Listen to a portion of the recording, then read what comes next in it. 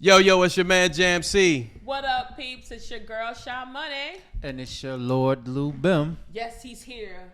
After his birthday week, you did turn it into a whole week, though, Lou Bim. I did.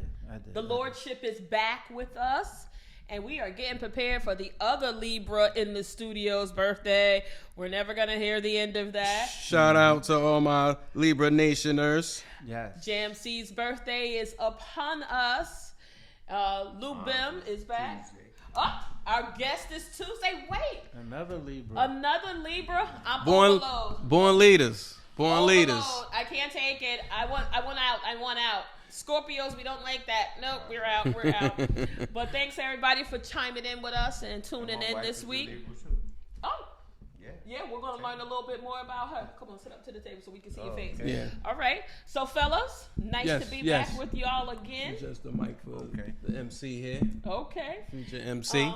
Fellas, how was your week this week? Anything interesting happen?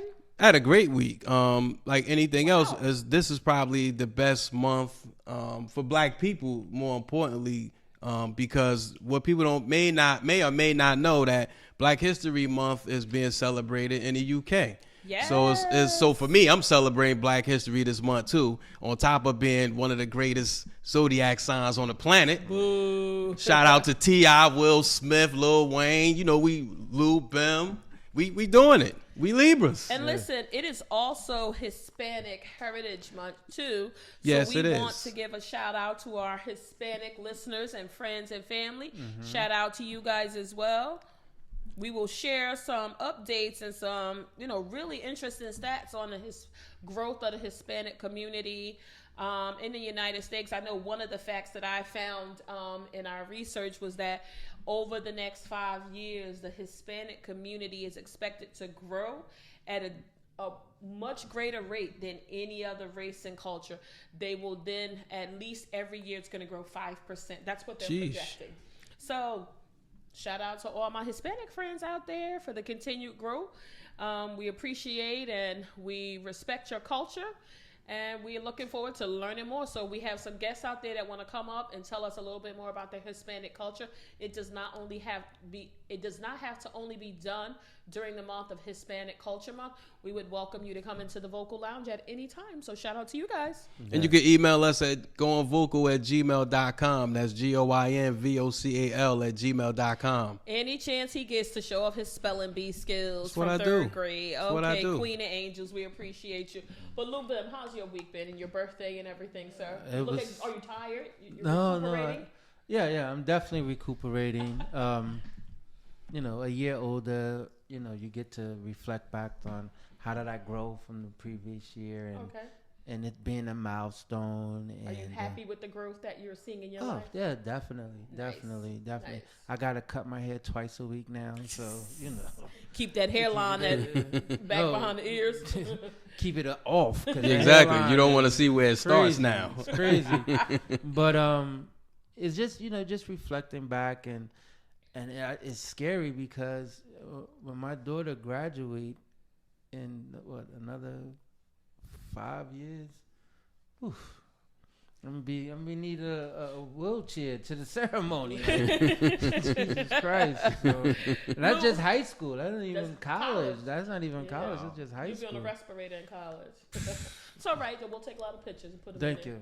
Take a lot of pictures. Don't send it on the internet because I ain't gonna be able to work it. I ain't gonna know how to work it. Then just take pictures and print them. You know what I'm saying? But so how was your week, Sha? You know what? I had a really good week. I had lunch today with my niece. Nice. Happy birthday. She is a Libra as well. My niece Tyranny. Happy birthday. We out here. Mm-hmm. So it was I am surrounded by a lot of Libras. It was both of my goddaughters' birthdays. So shout out to Lonnie for turning 17. And then Tiana Capri turned 23. And then followed by my niece. So I'm Libra'd out. We're getting ready for the Scorpio season, which your favorite girl, Shot Money, runs that spot. So I'm going to let these Libras, and I'm going to give an early shout out to my sweetheart, Tanisha. She is a Libra. She didn't want to do anything. She's not a Libra. My other friend, Tanisha. Oh, shout out to, okay, yeah. She was here with with She was us. a guest on the My show. bad, Yeah, shout yes. out She to was a guest Tanisha. on Yes. the show. Yes. The CEO of Onaji Hair Studio. So Shout her out. birthday, we're gonna give her early birthday shout out. Shout out to her. Yes. And that's gonna conclude all of the Libra celebrations for this month. I'm over it. Wait, nope. Let me give you my Cash App. Yeah, that's the common thread now. Everybody wants to give their cash app. But yes, had a great week. Really excited about this month being a focus for breast cancer. So I'm donning my pink. We're going to continue to participate in breast cancer awareness. I know we're going to be doing the walk this year. So if you're in the Essex County area, don't forget, check out the dates on the city's website for walks. And if you are outside of the New Jersey area, I'm sure that your local constituency will have something up on your state and local city websites about breast cancer awareness. And then if you can, please, ma'am, please, sir, please donate. Please donate. It is really important. But I would be remiss if we did not recognize that we have a guest in the vocal lounge with us. Yes, yes. So we'd like to introduce you to Mr. Ronnie Long, who you are going to learn a lot more about over the next 2 segments. So Ronnie, how was your week? My week started off great. My mom's 88th birthday. Oh, bless her. Bless Oh, her. one Another Libra. We gave Another her a Libra. She said it was her best birthday party ever. Wow. My mom is a retired cop. Okay. And so Where was she a police officer She at? was the first black deputy in Philadelphia, in the Philadelphia history. Wow. Shout outs to Philly. First detective. Wow. Legacy. And what's your And mom's name? What'd you My mom's name is Mama Lou. Mama Lou. Okay. Louise Long. Louise Long. Yeah, Look she her retired up. from the Philadelphia Sheriff Department. So some cops, they came in and they took the pictures with her, and she was like in heaven. My mom is a awesome. cop 24/7, Okay. but I'm babysitting her because she's older and fidgety. I just came from Florida, stayed down there 3 months taking care of her. It was like counting her out. So today she just wants to drive. We're on our way up here. Whoa, where's mom at? I'll show you some tape. You're gonna love it. But Gotcha. anyway, that's how my week Well, we want started you off. to it's- talk into the mic because we don't want Okay. anybody to miss. Miss- any- miss- It Yeah, sound okay. like Mama Lou whooped some ass. Yes, yes, yes. She yes. is a diva, and she'll tell you all her kids are senior citizens. Wow. And Wow. we all here That's except beautiful. my dad. My Thank dad God. left me. That is a Yeah. blessing. That's beautiful. That is Blessing. beautiful. So, guys, all of our listeners and subscribers and viewers, we're very fortunate to bring in very interesting and compelling stories by way of the Vocal Lounge. And today will be no different. Mr. Ronnie Long, wrongfully incarcerated. 37 years. We just want y'all to take a moment. So we're talking about a man who has been wrongfully convicted, incarcerated, fighting for his life for 37 years. And you thought that gash you had last week was the worst thing that could happen. Right. Who knew? Right. So today, again, we are very fortunate to have Mr. Ronnie Long in here. Some of you may or may not have seen him on some news and media outlets telling his story, continuing to fight for justice for others who have been also wrongfully incarcerated. But we're going to take that journey today with Mr. Long and learn more about, first of all, who he is, who is the man Ronnie Long, what was the unfortunate circumstance that he came into contact with, and how did he turn that around, and the work that he continues to do for others that are in the prison system. Is it only New Jersey that you No, work all with? over. Wow, all all over the United States. So we're also gonna on today's show, and when we post this show, we're gonna post Mr. Long's information and how you can get in contact with him if you should know of someone who might be in need of services. But we want to be clear: this is not for your cousin who got a parking ticket and trying to get out of. This is real justice reform Absolutely. that this gentleman is working on. So with that being said, we already know y'all don't want to hear too much from me. But Mr. Long, tell us who you are, Ronnie. Tell us where you hail from. My name is Ronnie Long. I'm from Philly, born and raised. Okay, y'all heard that Right. Philly swag. Okay. Y'all heard that Philly swag. Philly ball. That young boy. Yeah. I was locked up at the age of 24 and accused of murder, armed robbery, shootings in Atlantic City. I had nothing to do with them. Tell us about your home life and where what you do. What did you do back in Philly? Did you work? Play yes. sports? I have no, not sports. Sports illiterate. Sports illiterate. I worked on a ship. I was in the Marine Corps. I went in the Marine Corps when I was 17. Thank Got you out for the your Marine. service. Thank you. Thank you. And after the Marine Corps, I got a job on a ship for the U.S. Army Corps of Engineers. I was a cook on a ship, and I traveled different places around the country, civil servant. And then that just came to an end one day. My life was just snatched right away from me. I was 24 years old in 1983 when I was locked up and accused of committing crimes in Atlantic City that I did not do. And I repeat that. I went to trial. My trial was a farce. But while I was fighting to go to trial, I started learning the law. Talking to the microphone.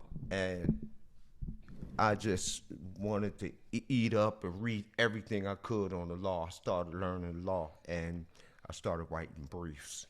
But So let me let's just, go go back to, and talk about. So one day you're working, minding your Right. own business on the ship, I was, doing it. no. I was visiting, because my job is I catch a ship and go out. I was visiting Atlantic City. I had Okay. family down there, and some crimes happened, and somebody pointed me out. Said that guy right there. Yeah. That looks like him. No, somebody who had been busted for selling an 8-ball to the cops, undercover cops. Well, I think I know somebody who's good for this crime, Ronnie Long. Now, did Did you you know know the this person? person? Yeah, he was a roommate of my brother. But what happened was, I wasn't worried about it because I know I hadn't done it. They built the case right around me. I mean, they actually framed me. Tell us what. And Tell us what that means when you say that they built a case around you. Talk to people Okay. because some people And may be 'cause- novices. Okay, like and me. this is what happened. How innocent people are falsely convicted or wrongly convicted. They built. When I say they built the case, they got a false witness to point the finger at me. They recruited a jailhouse witness to say that I confessed to him in jail. That should tell you the whole thing about the case right there. There was an eyewitness who cleared me from the murder. They had the eyewitness hypnotized and given amnesiac instructions. You will forget everything. You will not be able to remember. So essentially, That to clear will their all- memory. Yeah, and that's what they did. That will all be completely forgotten. Now, this was back in the 80s. They did stuff in the 80s that would be shameful now. Yes. The prosecutor. So let's slow it down. So when you talk, tell me that term you called it again, where they hypnotize them. What's that called? That's called hypnosis. Hypnosis. Okay. When they instruct somebody to forget, that's called amnesiac instructions. You are hypnotizing an eyewitness to a murder scene and giving him instructions to forget everything because the description that he gave them cleared me.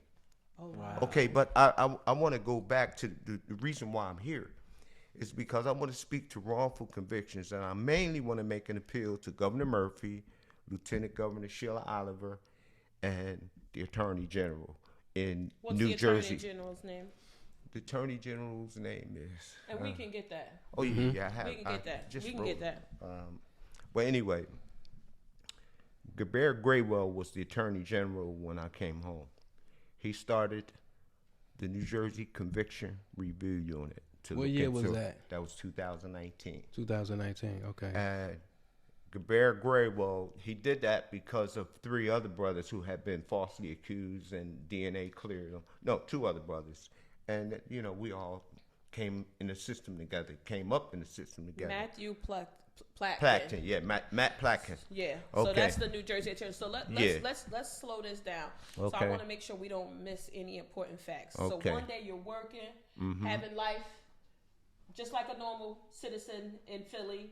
And next day, Ronnie, the cops came here looking for you. So you go back home to Philly, and Right. his mom, because you told My us. mom is the deputy sheriff. At the time, and I yeah. knew that they were not going to shoot me. They were not going to beat me. They said Ronnie shot somebody and killed somebody in Atlantic City. Wow. I What turned is that myself like in. when you come home and you have that conversation with your mom, who's an active detective at the time? I said, Mom, I didn't do it. And Was I that turned, enough for her? Yes, it was. I turned myself in. Gotta love a mother. With my mother. My mother stuck with me for the entire time I was away. Wow. And when I came home, I had a very soft landing, as opposed to, you know, people coming back to squalor and whatnot. Mom and Dad were snowbirds.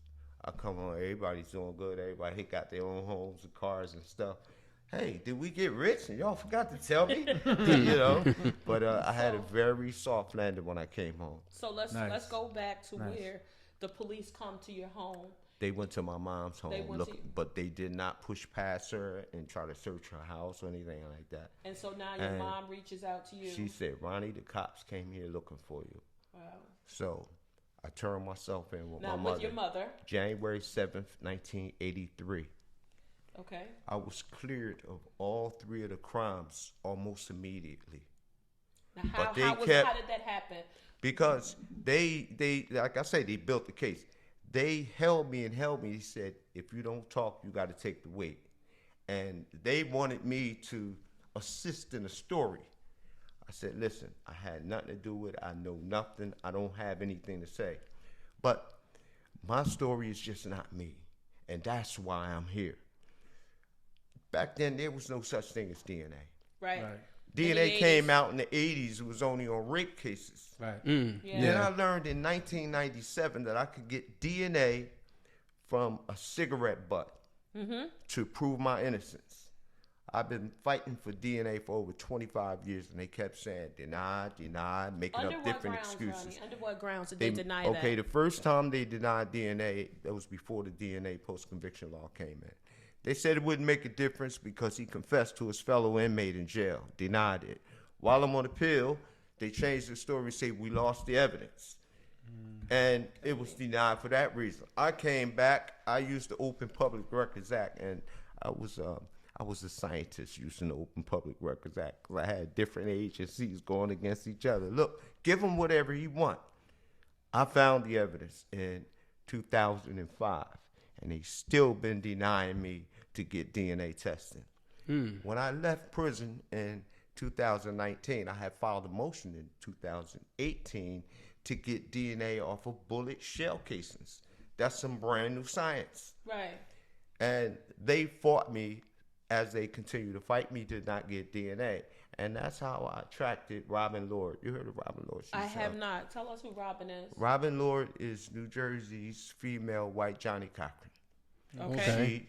Everybody who is in the legal field knows who Robin Lord is. She took my case. She took it pro bono, but she's one of those lawyers that you need at least a $50,000 retainer or $100,000 retainer. I could never, ever afford that kind of lawyer because had I been able to get that type of lawyer, I would have never been convicted. Time in jail. Right. So when you were originally arrested, how much time did you spend behind bars? Because I heard you say a moment ago that you were almost immediately cleared of the 3 charges. Right. So did they keep you for a couple of days? I was held for 3 years while they built their case around me, and they kept offering me deals to come lower and lower and lower. What was the original amount of time, if you are comfortable sharing that? Oh, I'm telling you everything. I have no secrets. My case is in one law book at least, but they kept coming lower and lower. They said, listen, the first plea bargain they offered me, life, served 30 years. I said, no, I'm not even taking a deal. Don't even come at me with a plea bargain. Then they said, okay, we throw the murder out. You plead guilty to shooting the guy that told us that it wasn't you. 40 years, get out in 20. Throw the murder out. 30 years, get out in 15. For someone who's innocent. And that's not even an 10 years, serve 5. I said, no matter what. So when we went to trial, but hold on, 10 years, they offered you 10, but served 5. And at this time, you already had 3 of the 5 already in. Right, I could have been out. Right. I could have been out a long time ago. When I went to trial, my trial was a straight 80s lynching. Okay, I had a racist white judge. They paraded me all throughout the courthouse. So did they adjudicate your case in Atlantic City or was it in Philly? Mays Landing, New Jersey. Oh, that's way down in there. With a bunch of good old boys. When I started trial, I was hobbled all throughout the courthouse like spectacle, like dead man walking. Wow. Like John Coffey. Yeah, with chains on my ankles. And I asked the judge if I could have the shackles removed so I could walk because they already had like 5 sheriffs with me. Were you like in a jumpsuit or did they no, I'm talking about in my clothes going to trial. Okay. The judge says, I don't care if they bring him here in the back of an armored van naked with guard dogs. That came out of the judge's mouth. Wow. So I'm a little taken back. And and it was the only issue that I raised to the New Jersey Supreme Court. That's part of my case. But DNA, when DNA came out, I had a whole different fight. And I started fighting, I kept fighting, but in the meanwhile, I'm fighting for everybody else because all our cases are pretty much the same. Racist prosecutor on my case pranced around the courtroom trying to talk like a black man. He said, "Look, Ma, no race. This case is not about race. Ronnie Long don't discriminate against his victims. He shoots white people and black people." And he called me the guest of honor, like, the guest of honor city party. Guess who's coming to dinner? Yes, Yeah. yes, But the worst yes. part was he called me a brother. And when he called me a brother, he held up an autopsy photo of a white victim. And he just played that race card All throughout the trial. trial. I guess I'm. But here's Wow. the thing that I think that, and they kind of do away with it now, whereas though they don't have you shackled up in court during trial because you look so threatening. Oh, You know what I'm saying? I actually So Not maybe not as much in New Jersey, but I had a I've seen case of all the hundreds of cases that I worked on. I had a case overturned for that same exact reason. James Damon. I did all the legal work in that case. And by the way, I got a lot of cases that I worked on that are published. Important cases, because that's all I was doing in there was doing law work. But I really want to point out that there are a lot of people in New Jersey prisons who are still innocent and been locked up for a long time. And I know because I know their cases, and more than some public defender, I'm really their lawyer. Wow. I wanted to talk about a couple of those because they're right here. So Okay. we're gonna do this in a couple segments. So let's Okay. talk a little bit more about your case. So you go through this trial. And I was convicted. How long did this trial last? It lasted for about 2 weeks, but they kept taking a break. A day here, take off, but maybe 14 days over And 25 this is in front days. of a jury of 12. Yeah, it's in front of a Clearly jury not of- your peers, though. a jury of 16. It was a death penalty 16? case. So so why does a death penalty case have 16 people? Again, I'm not Okay. familiar. Jurors versus 12. Well, it's only 12 that counts.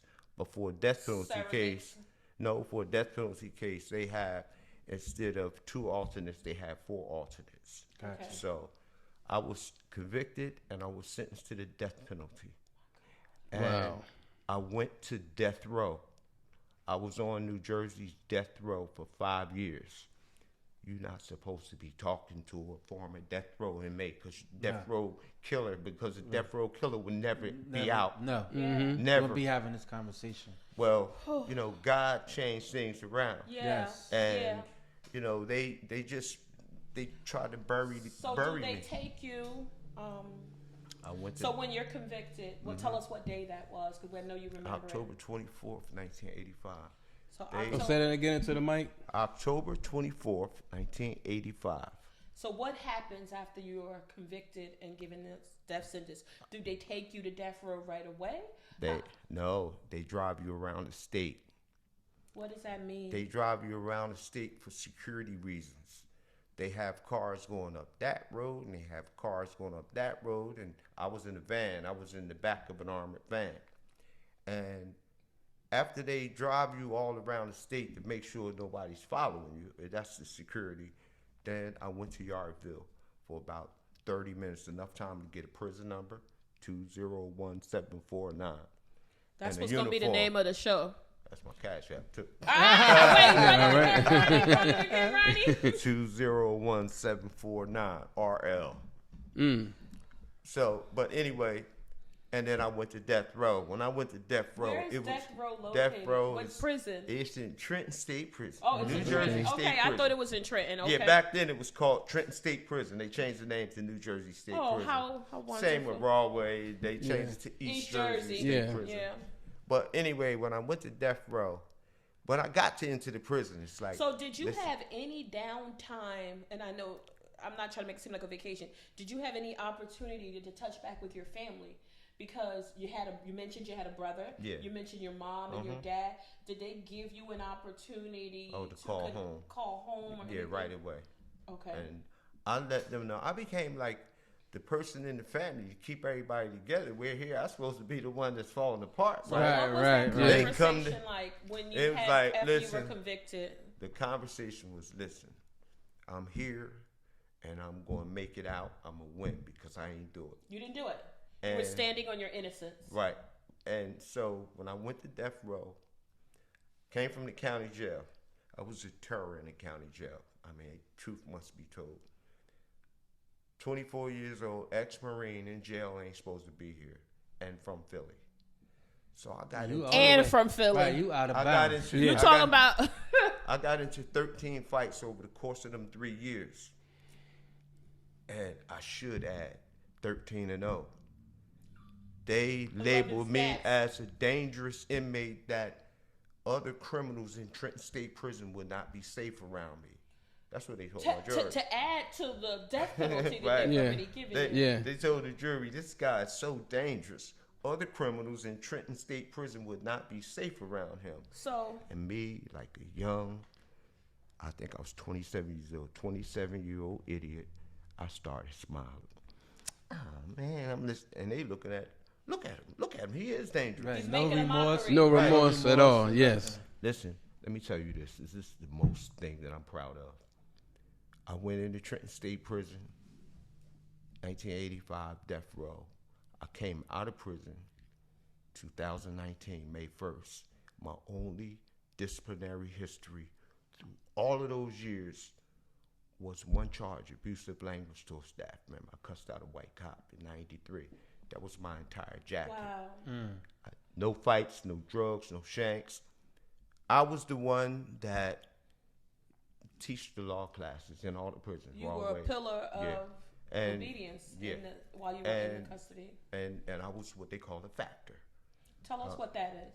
A factor is one of the guys that if something happens, who's going to be the inmate or the prisoner to most articulate it and make us look bad. And it's always been me. I've been kicked out of every prison, but never for disparity reasons. And then I came back, so I know Is a it lot because of you were mobilizing the other inmates? yeah, and because I was making moves then, and I'm making moves now. Okay. Within the New Jersey Department of Corrections and the New Jersey legal system. Mm-hmm. After I got off death row, I went into population, state prison. So tell us when you got to death row, how Mm-hmm. many inmates were there? There was 16. I was number 17. And I used to Of look those around. 16. Oh, it went up to as high as like 40 something. I think So it the was 43. 16, the original 16 that were there. That's not a number to sneeze at. So It's not. he went 16 people were on death row. He made 17. Yeah, I was He number said it 17. went up to 40. 40. Yeah, it They went was up to taking 40 something. up to 40 people's lives were taken, and out of those 40, right, 39 of them probably dead. 'Cause How many Well- of he's them still here. were executed? Well, nobody was executed in in New this Jersey. whole time. Nobody. New Jersey hadn't had an execution since I think it was 1962. But they had the death row, Yeah. and the death row was real. They had the bed where they're gonna wheel you in and put the stuff in your arm and whatnot. Is that the so- only form of In New Jersey, form of execution Yes. is Lethal lethal injection? lethal injection. So no one that was on death row when you arrived, No. did they pass away? Because Yeah, a that's couple when- guys they died on death row. Some guys died in the population. So you know. when you're on death row, you have limited. I'm assuming again. I'm looking for you to keep me honest. When you're you on have, when you're on death row, you're in a cell, and you are monitored 24/7. Every time you come out of your cell, you come out your cell naked, with your hands behind your back. 2 guards there, go through your clothes, then you turn around and get dressed. Every time you go in your cell, you go in your cell naked because you got to take your clothes off, and they got to check your clothes to see if you have any contraband between here and there. And are you able to Is it call 23 home? and 1? yes, 23 and 1. 23 hours lockdown, 1 hour recreation. Sometimes they give you 2 hours recreation. You're allowed to call home. It was 3 days a week, and you're allowed to visit once a week, but they have to make an appointment. And I think no Can you more order than 3 commissary? Yeah, you can order commissary, but you don't get the stuff that you get in population, like canned sodas, anything. Everything is like ramen noodles and stuff like that. So But how was your health? my health, You said you were there for 5 years. Yeah. My weight, it's going to sound funny, but my weight blew up to like 305 pounds. I was like, really? I was like, what you call the cartoon? The clumps. The clumps, yeah. I was clumps for real. Seriously? Yeah. Wow. I was Is that about because you're 305. the limited exercise? Yeah, just stay in that cell, go to the yard. I was real fat and had baby Huey face, you know, the things that wobble under your arm. I was a big fat boy, and they called me Fat Boy. But How when I was came your up, mental state during my that mental time? state was sharp when I went in and sharp now. When I was a kid, I learned that I have a dream speech by Martin Luther King, the entire speech. So And- you've always been an avid reader, Right, I've been always had a high civic-minded, aptitude, right. civic-minded. Very civic-minded. News junkie, even right now. Okay, so that wasn't something that you developed, during your I was incarceration. always that same way. So what was the transition? And guys, you guys chime in. You spent 5 years on death row. What was the turning point that took you out of death row? What was that? I won a new trial. I was granted a new trial. Okay. And so forward looking for a new trial. I never got that new trial. Why not? The state, I had, of the 3 shootings, one was thrown out in the early part, and I was convicted on the other 2. The state threw the murder charge out. Now, listen to me when I tell you this, because it's not going to make sense, but if you listen to me, you'll say, this is crazy. Murder conviction overturned, June 1990. May 1991, the state went to a judge and said, we want to dismiss it. We don't want to take him back to trial on the murder charge because we can leave him sentenced on this other case 30 to 60 years. I said, no, I don't want the murder charge dismissed. I want to go back to trial on the murder charge so I can go back to trial on the other charge because I'm innocent. Right. Again, you're standing on your innocence. Right. Nah, the murder charge is over and done with, and it was dismissed. I just don't So- understand that. Because they knew that you could beat.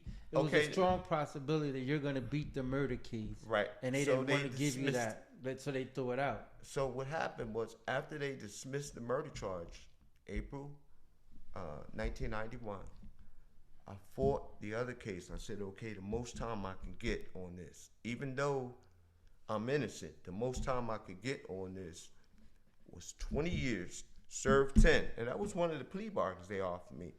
At this point, I had 11 years in.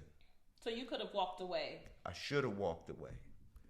They brought the murder charge back Ain't that some, in 1994 and said we threw it out by mistake.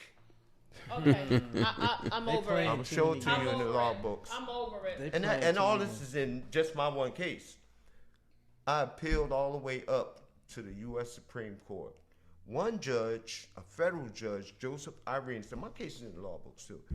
He said a death row defendant should not be heard to receive a life sentence, and therefore them reinstating the dismissed murder charge, dismissed.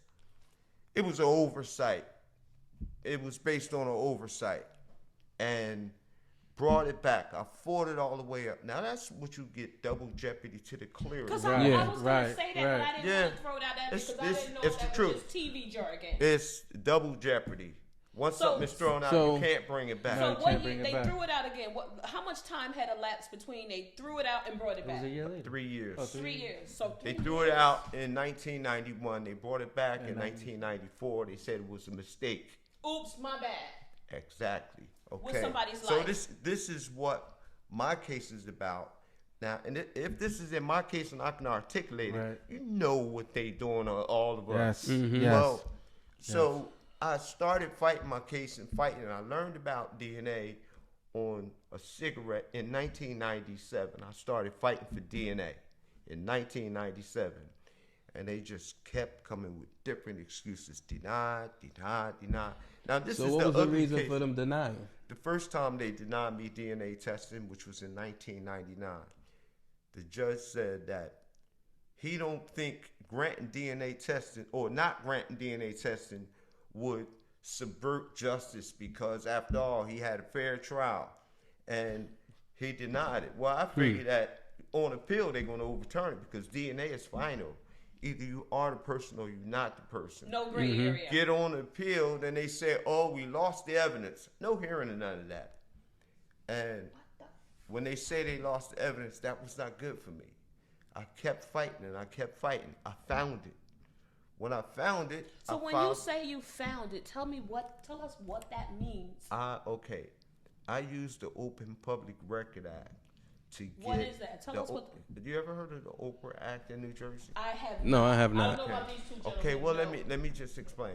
Okay. If you want to get public records from any agency in New Jersey, they have what is called the Oprah, Open Public Records Act, and every agency. I'm not gonna tell y'all when he said Oprah. I wrote down OPRAH. That's okay. I was thinking Oprah Winfrey. That's where my mind went. So that's where everybody's mind go. Glad we got Ronnie here to keep me straight. So when you file a request under the Open Public Records Act, every agency has to respond. Some things they could say we don't want to give to you. Some things they say, okay, we will give to you. Give me an example of something they may not want to give to you. They didn't want to give me these records that I got. Guess, but you know what I did, right? I guess not. But you know what I did?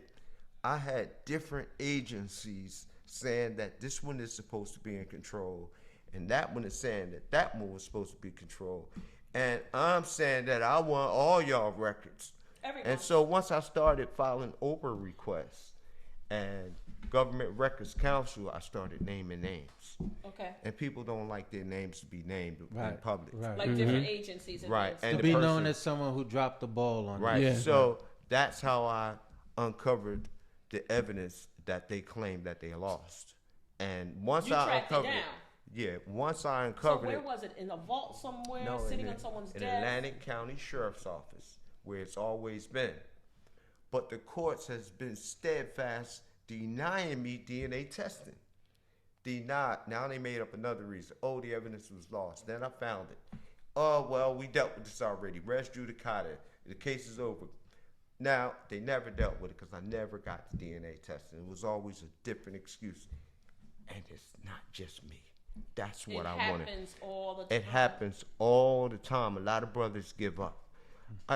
So how were you keeping yourself? Because when you went in, you didn't have this legal ease that we see you demonstrating and we hear you talking. So I developed it. So were you just getting law books and you were reading and educating yourself? And I write better than I talk. I started writing briefs. I've written hundreds of briefs. So how did you? So what led you to start doing that? What led me on my journey was how I got. I was victimized by the system. Did you have a paid attorney? Never. They always been court-appointed attorneys. Public defenders. Public defenders. So how far into your sentence did you start fighting your own case? I was fighting my own case on death row. And I was fighting other people's cases through the mail while I was on death row. So within the first 5 years of you being incarcerated, you start fighting your case? Yeah, within the first. So your name started ringing bells through the prison system, so to speak. Back in the 80s.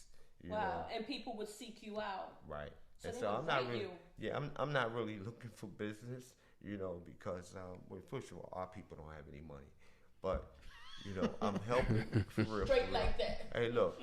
But I want specifically wrongful conviction cases. Right. I would rather somebody come to me and say, listen, I'm locked up and I'm innocent because I know how the system works. I ain't trying to hear nothing about nobody trying to manipulate the system or get involved in some conspiracies. That's and all not that. your interest. Right. This is truly about legitimately wrongfully convicted Let me individuals. just tell you about two right here in Essex County. Okay. Waleed Smith. I want you to talk right. Waleed Smith was 15 years old. This is back in, I think it was 91, 92. He was 15 years old, young, black kid, charged with murdering a 79-year-old woman in Irvington in a carjacking case. Wow. And Waleed was blamed by a couple other juveniles. I got a statement I can show you. Somebody's recanting. But he was convicted of murder and sentenced to life. Now, it happened when he was 15 years old. But all along, in New Jersey, don't when- they don't have the juvenile life, right? well, all that's recent. Depends on how they charge. Or Let me they tell can you, wave you up. let me Yeah. tell you about this case. The guy who actually committed this murder, William Elsmore, and I name names, committed another murder in North Carolina and another murder in Georgia with the same gun that he killed the lady in New Jersey. Wow. So why are they holding Waleed? We want to give you a moment because we know this is something that you're passionate about. Yeah. So we want to give you a moment. But this happens all the time, not only in New Jersey, but in other places where you have underserved communities, primarily people of color, who can't afford the proper attorneys, who get railroaded by the system because we are not educated on our rights.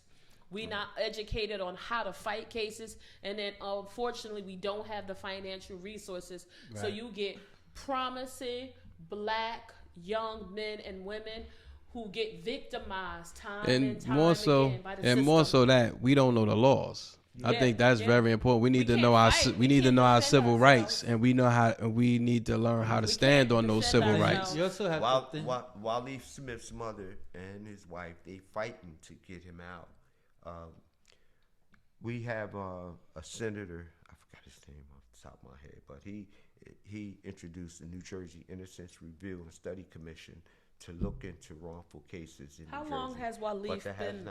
Waleed's been locked up for 28 years. 28 years. I want to say his name will come to me in a minute, but he introduced this legislation to start this New Jersey Innocence Review and Study Commission. Tell us what this review commission is well, about. It's just pending legislation, but it would establish means of looking into cases of wrongful convictions. More so than the Attorney General's conviction review. Actually, it would also implement something, that's more serious to look into wrongful conviction cases. Who would be on this review committee board? Who's typically those on people will be appointed by the governor. That's just really why I'm You're appealing here. To Governor Murphy. Right. That's why I'm here. Let me tell you about I think you would be great for that board. Yeah. I honestly do. Yeah, let me tell you about another case right here in Essex County. Robert Byrd, Hakeem Byrd. Back in the 18th, you might know his wife, Corinne. Corinne is a fighter up here. But Hakeem Byrd, and he was 18, and his co-defendant, Antonio Hockaday, happened in 1984. There were shootings of cab drivers in I remember the shootings of cab drivers. They locked up Hakeem Byrd and Antonio Hockaday for this.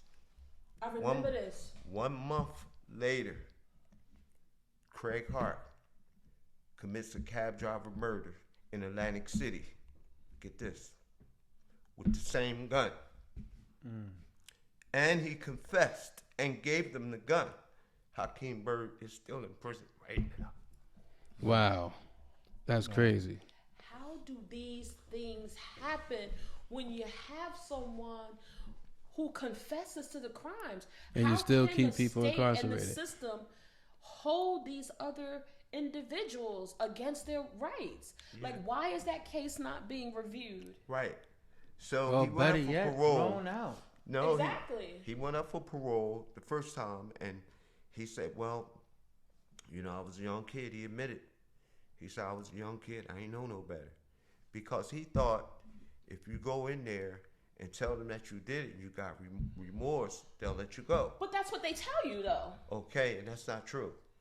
They gave him a 10-year hit, and he had to do 5 years. And when he went back, this time, we got the conviction review unit coming up, and we got this pending legislation.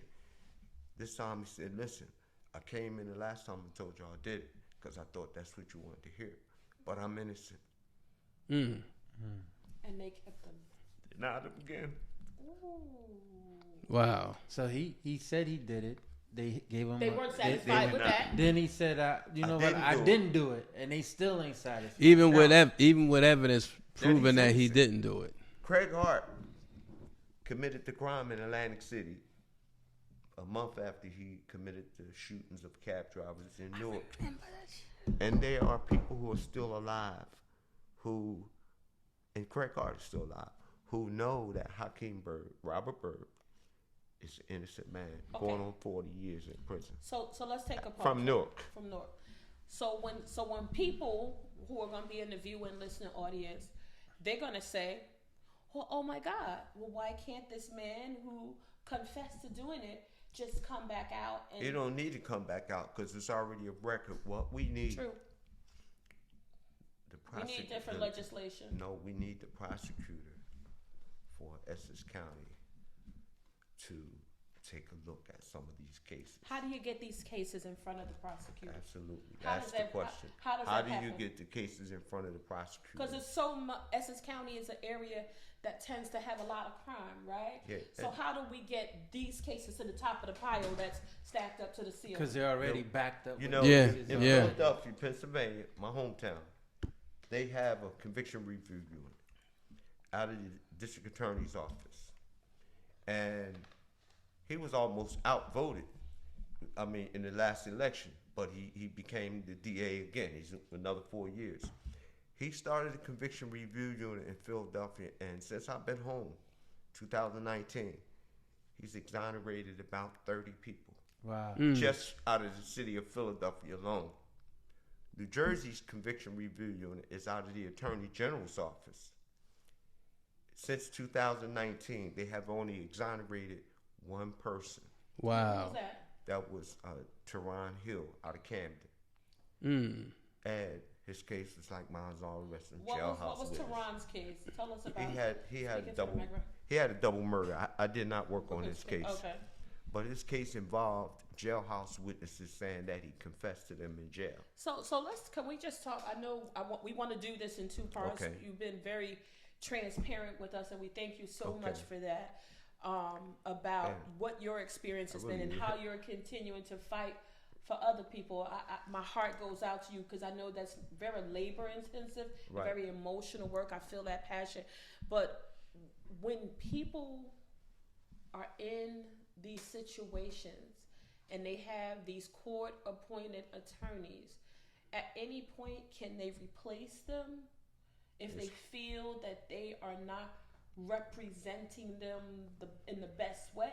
And for a lot of people, it's too late for that because their appeals have already ran out years ago, and they don't have court-appointed lawyers. They don't have anybody with unearthed facts and write briefs for them and get their cases so back in court. once you've been convicted, that's the attorney's job is done. Yeah, and then it moves on to another lawyer, and you go whatever levels of appeal they're going to give you. I surpassed all that. I had 9 different appeals from the one that got me off of death row, and all of those 9 appeals were denied. DNA, the jailhouse witness came clean, denied. But if So- the jailhouse witness who corroborated this story then recants that doesn't warrant you to be brought back and considered. It should, but it's up to the whims of whatever judges. Yeah. They got too much power. They even got this guy on hidden camera admitting that he lied on me. So And do you? I never got a hearing. No court would ever hear it. But the current prosecutor can take another look at the case, Okay. and he can say, "I want to look at this case. Look what's missing: Brady material, stuff that they hide from you." And any prosecutor can say, "I'm going to look at these cases in my office, and if I see something wrong with them, I'm going to do something." Okay. Now, that would have to be urged on by Governor Murphy, by Lieutenant Sheila Oliver, and there should be like some public awareness. I would love to have a conversation with them about wrongful Absolutely. convictions in New So Jersey. we are appealing to Lieutenant Governor Sheila Oliver, who I've met on a few occasions at different events. Governor Murphy, I've been to a couple seminars with him, but we are appealing to you to take a look at these cases, but also, Ronnie, I don't want to mess it up. This review, this legislation that's pending, what is it called again? Senator Panaccio, that's his name. Senator Panaccio. I don't even know who that is. I'm gonna be honest. He introduced legislation to construct the New Jersey Innocence Review and Study Commission, and that provides a means to look into wrongful conviction cases. A lot of wrongful conviction cases are old, and these guys been in there for years and years and years. So when did he start that? Well, he introduced legislation, but it never hasn't went passed. anywhere. Right. It hasn't passed. But it's a lot of guys who are in there for years and years and years, and the information that can clear them is right in the prosecutor's files. But the only person who has access to the files are the prosecutors. Now, we take a guy like Larry Krasner out of Philadelphia, prosecutor, he started looking into these files and say, hey, look, overturn it. Another one, overturn it. That's how they did us back in the 1980s when we went to trial. It was like judges going to look the other way and let prosecutors throw all these curveballs and stuff like that. They do these tricks like telling the jury while they're deliberating, somebody's out there watching and taking pictures of the jurors, right, to get them upset. It's all kinds of tricks they use. So let me ask you a question, because we want to take a pause, because again, this is a two-part segment. So do you think in your particular case that you had made so much noise fighting, trying to communicate your innocence through the prison system, that maybe people didn't want to give you that review that you needed of your case? They heard you, but they thought you were just squawking and making noise. Do you think that ever worked against you? Well, I'm sure it has worked against me, because I've had a lot of judges overturned. I had a lot of prosecutors overturned. I embarrassed a lot of lawyers who looked the other way. And I've been doing this work for over 30 years.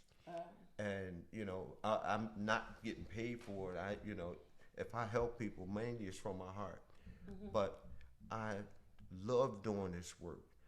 2 weeks ago, me and my wife had to sit down with Jim McCloskey. He started the Centurion Ministries, which was the first ever Innocence organization project. Like the Innocence Project? Yeah, his was the very first one before the Innocence Project was even thought of. Jim McCloskey started the Centurion Ministries. And, you know, when I went to meet him, you know, we talk about my situation, of course, but he told me about two other guys, Alan Rogers and Guy Walker, who he believes are innocent. And their cases involved, I think it was a 1992 shooting where two Newark police officers or sheriff's deputies got shot in a bar. And so Jim McCluskey told me, he said, listen, I know the people who did that are still out there. You know, we got to find out to get these two men out of prison because they're innocent. You know, so I said, okay, and I'm going to look at the case from any other aspect or, you know, things that people don't look for. You know, I'm like, nah, if something don't make sense to me, that's because it don't make sense. Yeah. And I have to look a little further and dig a little further. Plus, I like to connect dots. I like to connect detectives and witnesses. And do you ever look at the detectives' records, like to see how many cases? Some of them you can find. One guy's case that I got in court, the detectives lied on people back in the 80s as he did to him. Yeah, and it started there's a coming lot out. of that going on. Yeah, it's a lot of that going on. Yeah. But the cases that are most dearest to my heart are the real hardest ones. I mean, the ones that are the hard challenge. Now, how old are you, Ron? I don't want to disclose that information on the Okay, show, but well, thank you. I'm up. Just say I'm up there. I'm up there. Let me see how far you go back. Back in 1981, there was a triple homicide in Newark. Well, first, E-Man Robert Rose, E-Man Rafiq. He's the E-Man at Trenton State Prison, and he's been the E-Man for over 40 years. Wow. He had got shot in Newark, and they left him for dead. The streets retaliated, and they murdered 3 people. One of the people that was murdered has a son who became a famous rapper. He lives overseas now. But he was a little kid while his parents were murdered and their friend that was out the house. Okay. The guys that did it got I know. caught. Yeah, I know who it is. One of them, I know who it is. Sam Johnson, said that E-Man Rafiq ordered that hit. And said E-Man Rafiq's wife paid for that hit. E-Man Rafiq's wife went to trial. She was found not guilty. E-Man Rafiq went to trial based on this one witness who came in for a deal, and he was found guilty. and there was a lot of black anti-Muslim sentiment in the country. He's been locked up 40 years. The Attorney General just came out with guidelines with jailhouse witnesses. If we got guys coming from jail making these statements, we can review those cases. Right. That's the only thing that sent this man to prison. No other evidence. No other evidence but one witness. I heard you say he was shot, so he was in He the had hospital. been shot, and the street, somebody on the streets retaliated. He had been shot and left for dead. Wow. Then he, you know. So he went from fighting for his life to fighting for his life. Right. Right. Yep. So guys, his case is right here from Newark. Right here from New Jersey. And it's, you know, it's a case that's long forgotten. You know, everybody in the case except 2 of them died. They're still here. Even Rafiq, he's been like mentor, leader, everything, the best of the best in Trenton State Prison for his whole time there. So, you know, I'm organizing an effort to get him out. To get his case removed.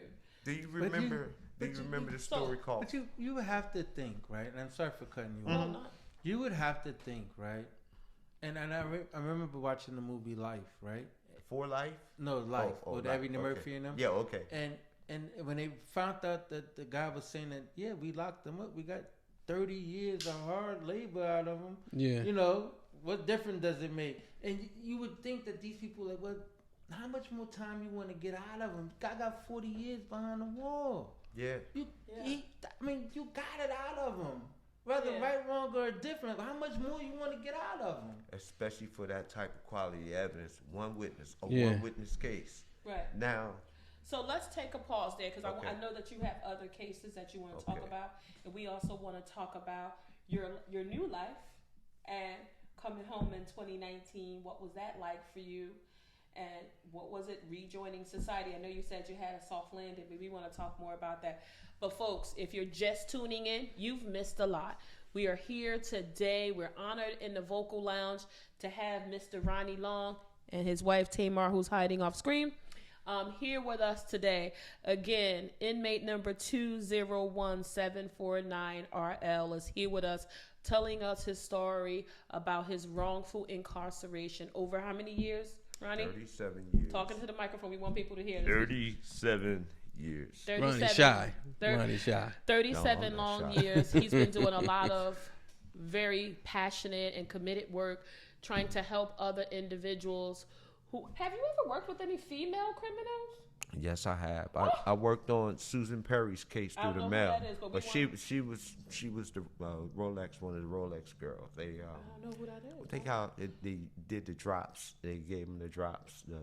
Wow. I think I vaguely know There's that so many story. things that happen in your happened in own 80s. state that you never know about. They was drugging people. That happened in the 1980s, and I'm so young, I don't remember that. Yeah, I worked on her case through the mail, and instead of doing 30 years, she did 19 years. I did all of her work. Wow. And then when I came home, and actually she was a witness. I had a lawsuit in Trenton, and I called her as a witness. Somebody I was writing to. I wanted to be a Jew. Right? So let's hold that story, Ronnie. We want you to come back on part 2. So, folks, this is a 2-part episode.